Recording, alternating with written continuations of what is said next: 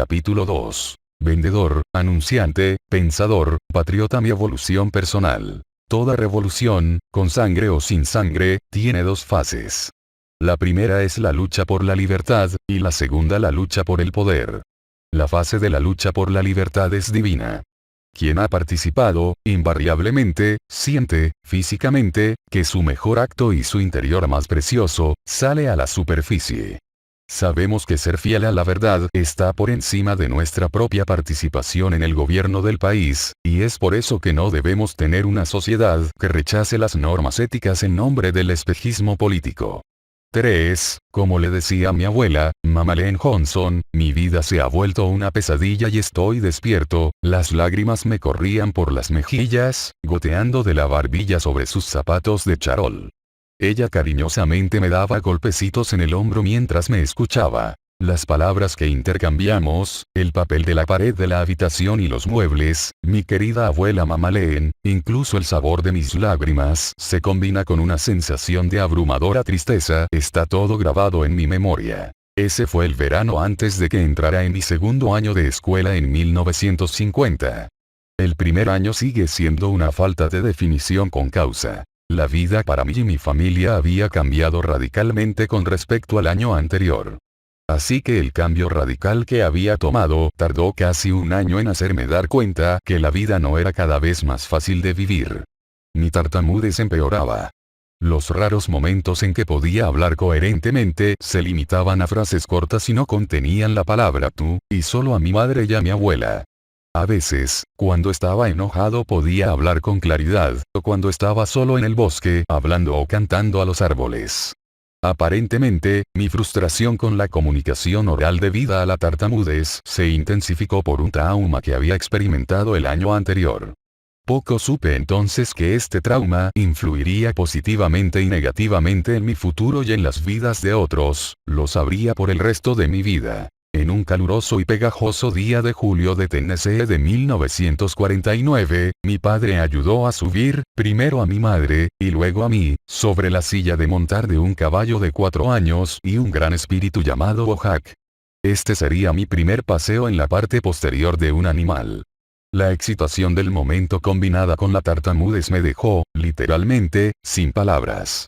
Por lo que recuerdo y las fotografías tomadas en el momento, yo llevaba una camisa de algodón de color amarillo pálido empapada de sudor, pantalones cortos de color marrón oscuro, calcetines marrones y unas sucias zapatillas de tenis. A los 6 años de edad, estaba muy delgado y no llenaba el espacio restante de la silla detrás de mi madre. Con las riendas en las manos de mi madre, el caballo respondió a su cortés mando de vamos, Bojack. Arre. El caballo empezó a caminar lentamente bajando por nuestro estrecho camino de entrada hacia la carretera de piedra caliza triturada al lado de nuestra propiedad. Al llegar a la carretera de grava, el caballo giró o fue guiado hacia la izquierda. Por un momento me decepcioné, aunque sabía que solo íbamos a hacer un corto paseo. Estábamos solo alrededor de un cuarto de milla de la concurrida intersección pavimentada que era peligroso cruzar.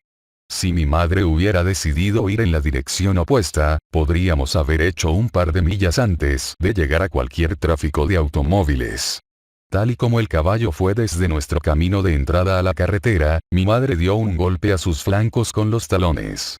A otra orden de vamos el caballo respondió con un tiro suave y comenzó un alegre trote por el centro de la carretera. La velocidad del caballo, mirándolo en retrospectiva, fue lo suficientemente rápida como para ir seguro a parar al suelo.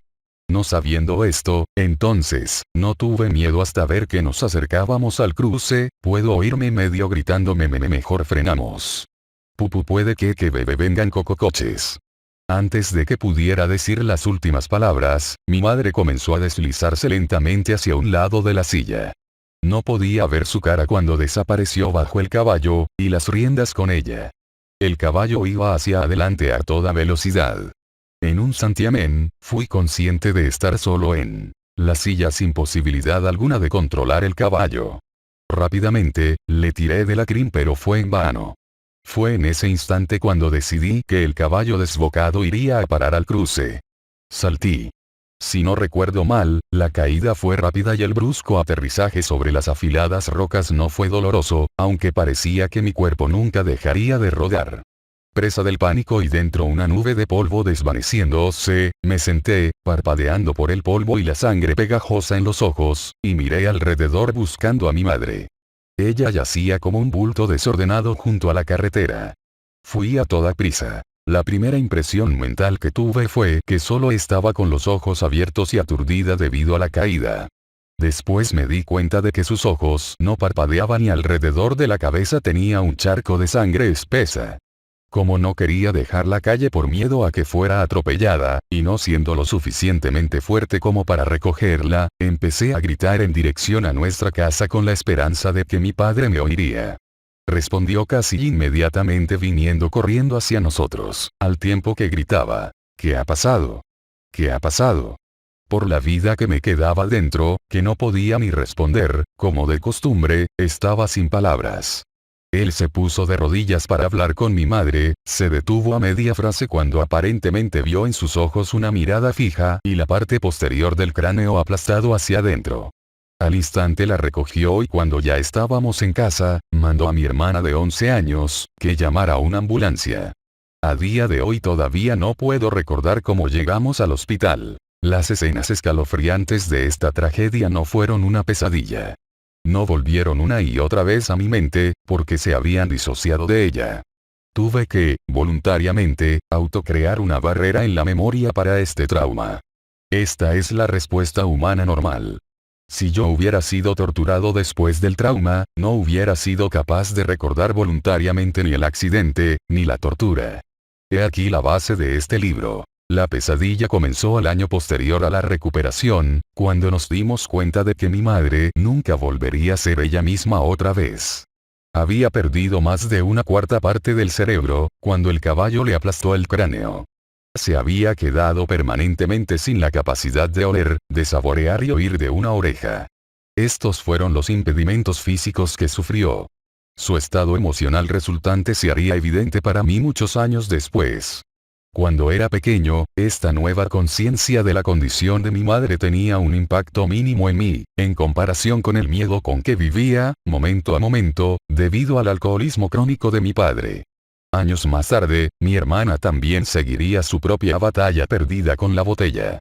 Yo estaba fuera de peligro, porque el alcohol me hacía tartamudear. Después de decirme muchas veces, durante mis años de desarrollo, que la condición de mi madre era debida a su daño cerebral, y que mi tartamudez era porque mi cerebro no estaba funcionando correctamente, se me ocurrió en algún momento intentar aprender cosas sobre el cerebro. Durante años, después del accidente, escuché conversaciones entre adultos sobre el cerebro de mi madre.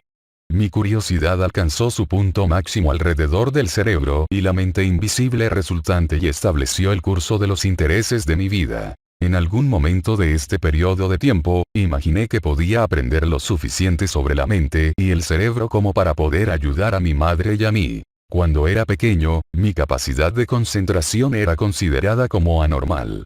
Me consideraban muy brillante, pero mis calificaciones en la escuela reflejaban algo diferente. Aún sin el diagnóstico correcto, estaba sufriendo muy probablemente lo que hoy se llama trastorno de déficit de atención, TDA. Las desventajas de la tartamudez y el TDA se convirtieron en mi primer desafío de superación personal una vez que ya estaba el mundo por mi cuenta. Este por mi cuenta objetivo llegó a una edad temprana. Apenas tenía 16 años, cuando me fui de casa para comenzar mi búsqueda de la felicidad. Mis primeros esfuerzos resultaron un fracaso total.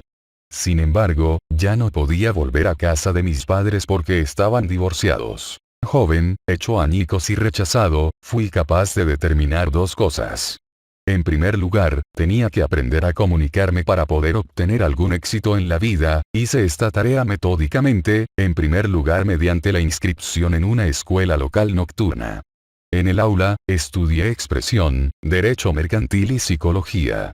En la biblioteca, estudiaba las funciones del cerebro y su efecto sobre la mente. No pretendía graduarme porque no ganaba lo suficiente haciendo 2 trabajos como para asistir a las clases requeridas para graduarse, pero mis estudios me proporcionaban poco a poco una habilidad útil.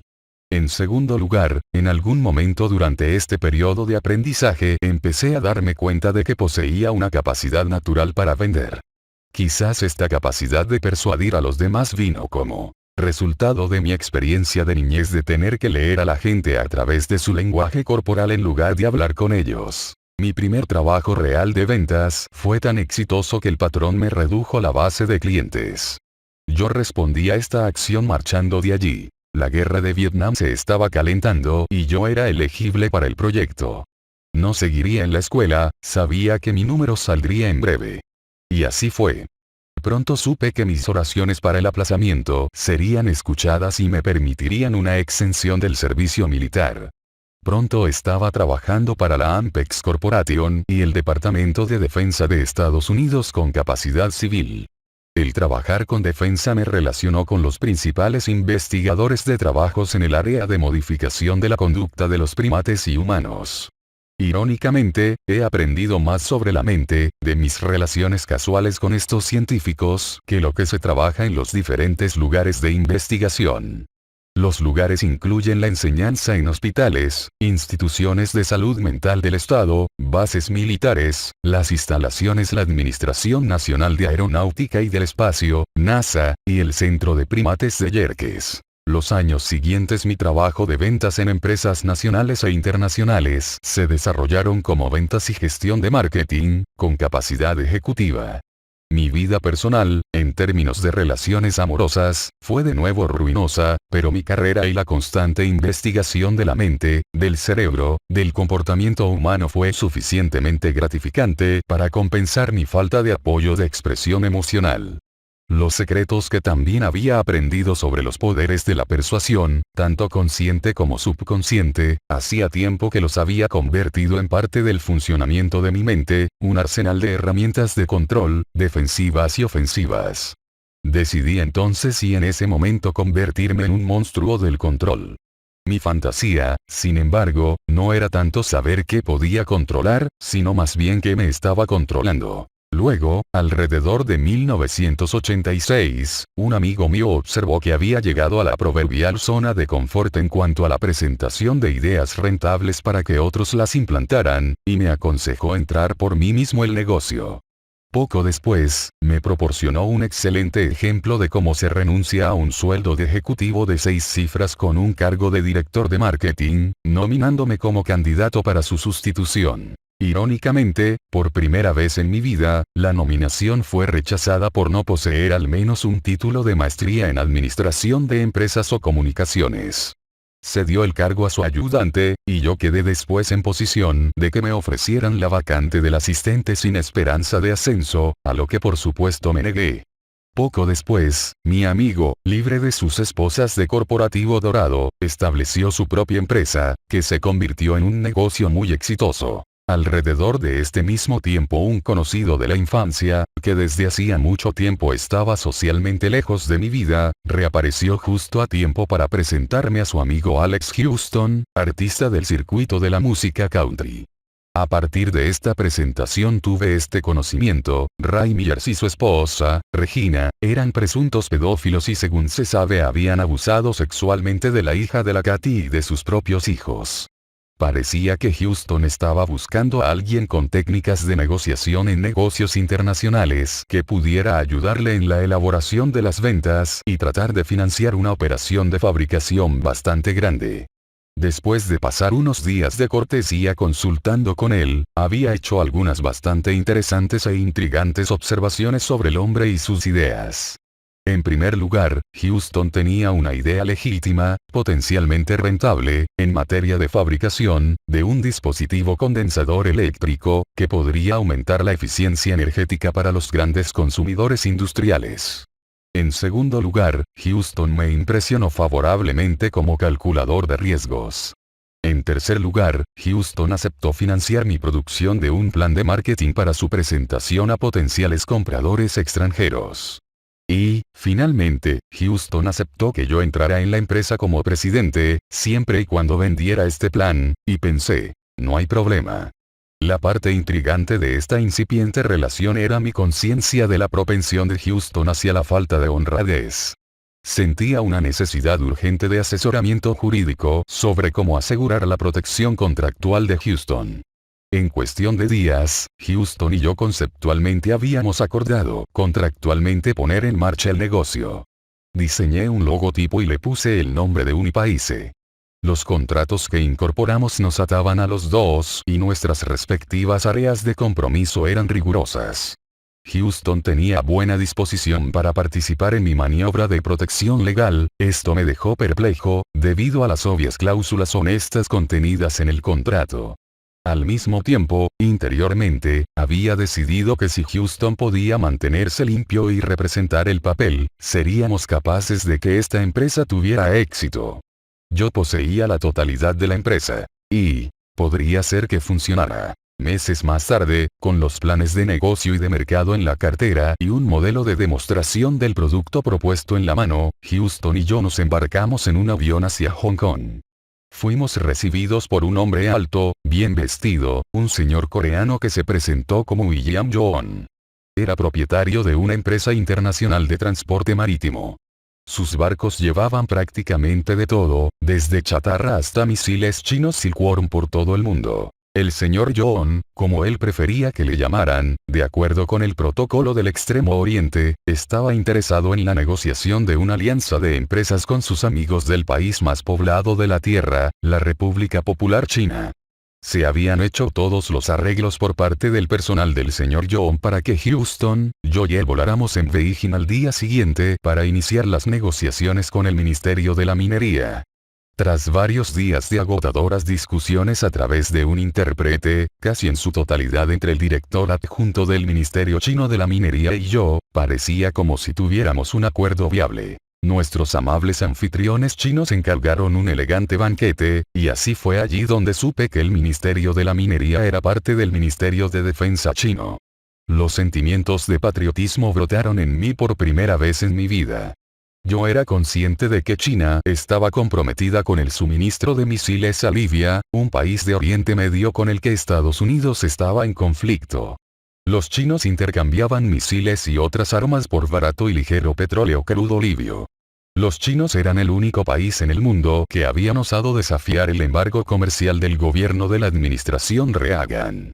Estos fugaces pensamientos de estar involucrado con el ejército chino me hacían sentir traidor.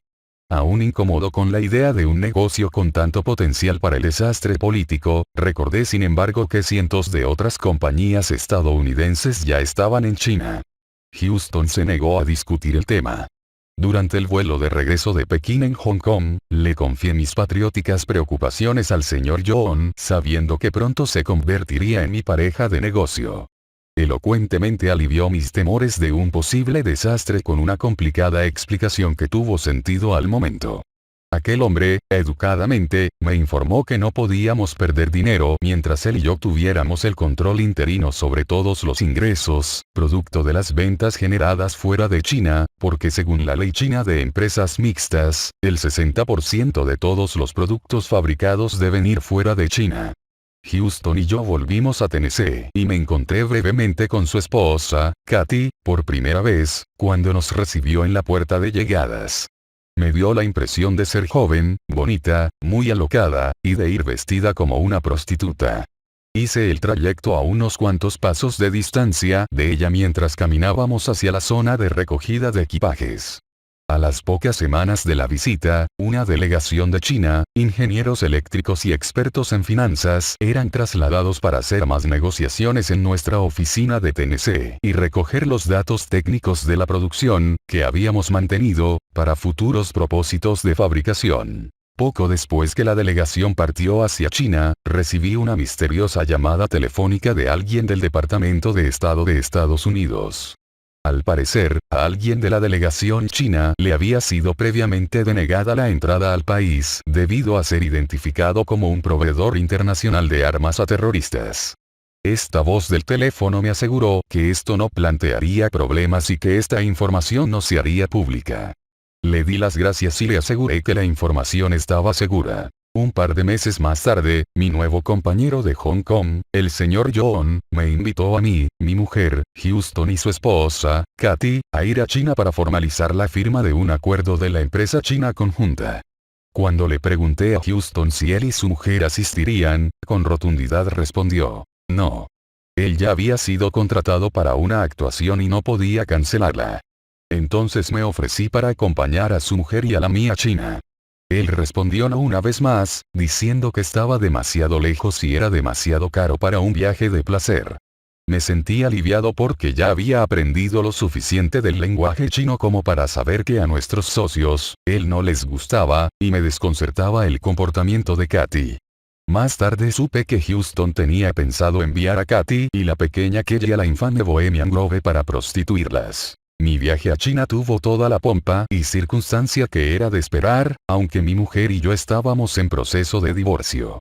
Sin embargo, justo antes de volver a Estados Unidos, recibí una información extraordinaria de un hombre que me mostró las credenciales del Ministerio Chino de Defensa y que se ganó mi plena y completa atención. Este hombre estaba en posesión de un archivo a mi nombre, la información del cual solo podría haber sido obtenida a través de una investigación a fondo de mis asociaciones profesionales anteriores.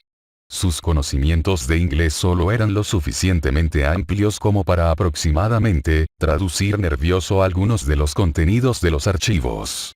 Este hombre tenía pruebas fotográficas de la autorización de seguridad del Departamento de Defensa de Estados Unidos que tuve en una ocasión. Reconoció que los chinos lo sabían todo respecto a mí. Pensamientos de un chantaje corrieron por mi mente.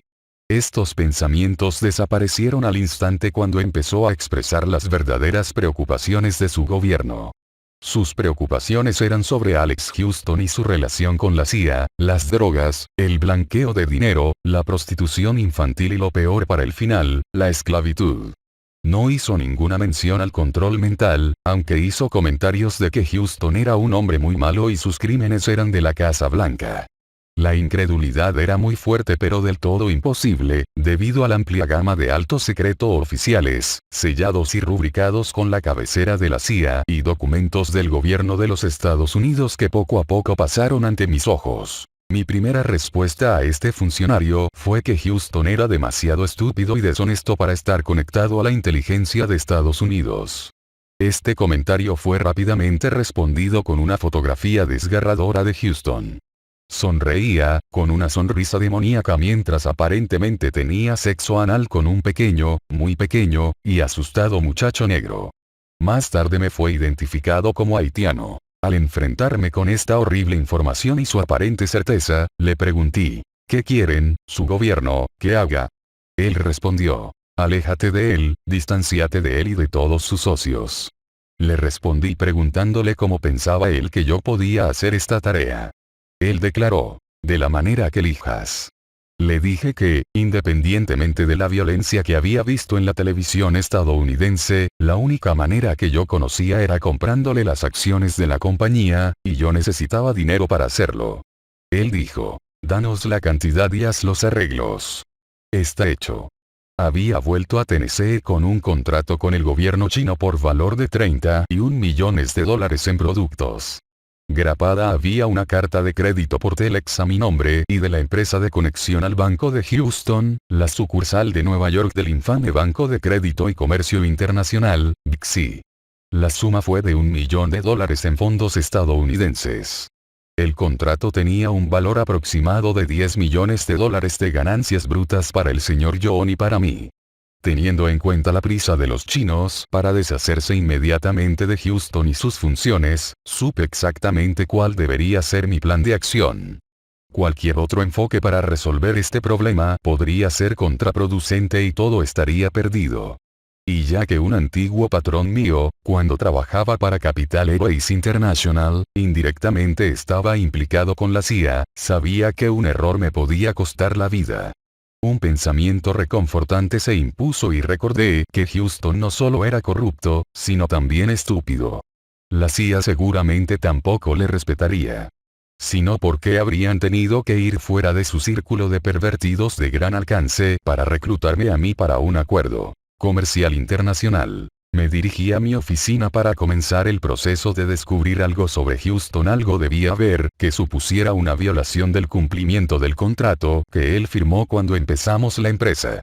Houston estaba fuera de la ciudad, supuestamente haciendo una de sus actuaciones, de su espectáculo, así que tuve acceso completo y sin obstáculos a todos los archivos, incluyendo los suyos. Como ya había mentalmente predicho durante el largo vuelo desde Hong Kong, todo el proceso de rastreo duró unos 15 minutos.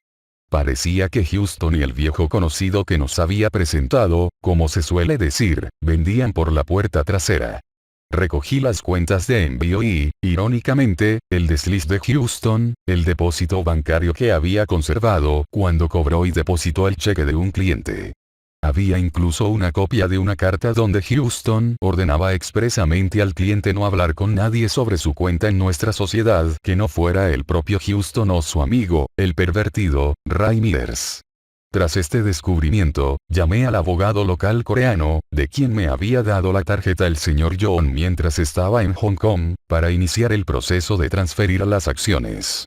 Con mucho gusto, escribí la carta de dimisión para Houston. Con este problema en proceso de resolución, salí de la oficina para visitar un viejo y querido amigo, ya fallecido, quien había mantenido fuertes conexiones con la inteligencia en el extranjero y en Estados Unidos. Necesitaba respuestas y podía confiarle la vida. Este general de división retirado de la inteligencia de la Fuerza Aérea sería mi fuente. La palabra esclavitud pronunciada en el inglés roto de la inteligencia china oficial estuvo gritando en mis oídos durante el corto viaje al vestíbulo del hotel local, un lugar cómodo seleccionado por mi fantasma para que habláramos en privado. En los pocos y cortos minutos que estuve conduciendo, tomaba mentalmente notas de las preguntas que tenía para él. Tenía muchas ganas de sacar el máximo provecho de nuestro encuentro.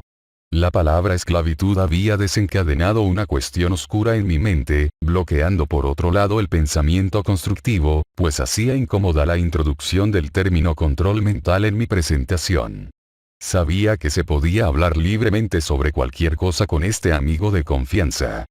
Quería desesperadamente evitar las palabras control mental, no por motivos de condena, sino porque representaban un secreto que tenía patrióticamente contenido durante 20 años principalmente. Después de llegar, charlar un poco y de intercambiar las atenciones sociales de rigor, el aire cambió a un tono de gravedad.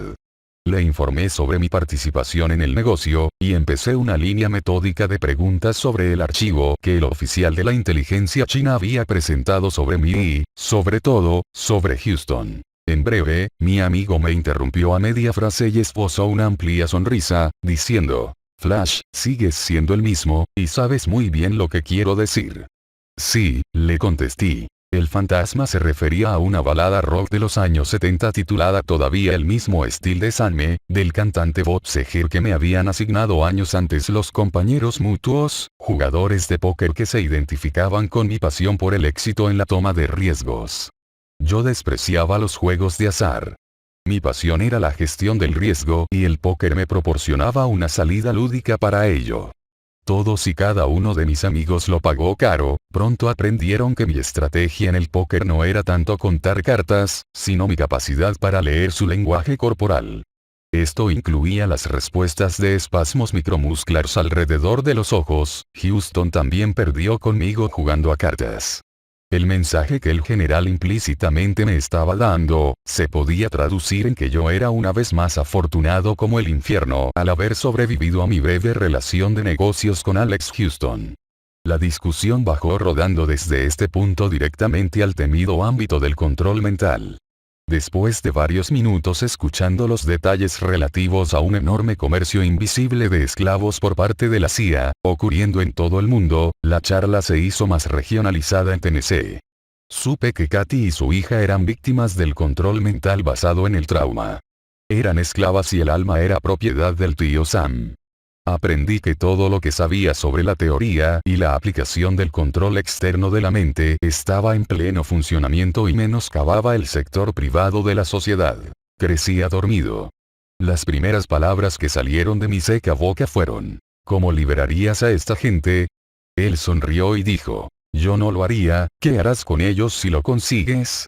Antes de que pudiera responder, me interrumpió y dijo, mira, tú sigues siendo el mismo, pero no pasa lo mismo con el tío, E.U. Ahora la mayor parte de la CIA, del FBI y de la mafia son lo mismo, y están haciendo movimientos hacia el ejército. Le respondí, eso ya lo sé, pero ¿cómo puedo salvar estas dos personas? Él dijo, está bien. Consigue hablar con la madre por teléfono, mientras su controlador esté fuera. Utiliza el código de marcación habitual de dejar sonar y colgar 2 veces, cuelga cuando conteste, vuelve a llamar, cuelga y volver a llamar. Di que eres Dios, y cítale un pasaje bíblico. Todos los programados de por aquí son básicamente cristianos. Entendiendo que este procedimiento atraería completamente la atención de Katy, el general continuó. Ella hará cualquier cosa, y quiero decir cualquier cosa, excepto tostar a Houston, que le digas que haga. Recuerda, Dios manda. Hazte pasar por un predicador que conoce la Biblia y busca un verso con doble sentido. Ya sabes cómo hacerlo, por el amor de Dios. Y, oye, si lo haces, estarás en tu sitio. Mark, esto es una locura, suplicó. Vete a China y llévatelas contigo, olvídate de este pozo maloliente rojo, blanco y azul. Lo limpiaremos. Hay un montón de buenas personas dentro reventándose el culo para detener este desastre, pero tú no salvarás el mundo. Me irrité, no, solo mi culo y el de un par de personas que del tío considera cualquier cosa menos humanos. Después hablamos brevemente sobre algunos puntos afines al rescate y de cómo evitar legalmente que Houston me pudiera perseguir. Nunca más volví a ver a ese amigo. Caminando de vuelta al coche, sentí otra vez en mi mente sus inolvidables palabras. Y mi propia vida, de repente parecía como un disco rayado con la aguja del fonógrafo, siguiendo el mismo surco una y otra vez. Mis pensamientos eran de repente muy antipatrióticos, muy lejos de los sentimientos que había tenido en China con relación al señor John y el envío de misiles chinos a Libia. Ahora sentía pura rabia por lo que mi país se había ido convirtiendo en los últimos años en los que yo me había inclinado para hacer un trabajo de defensa. Por primera vez, mi mente parecía ser mi peor enemigo. El odio hacia todo me consumía.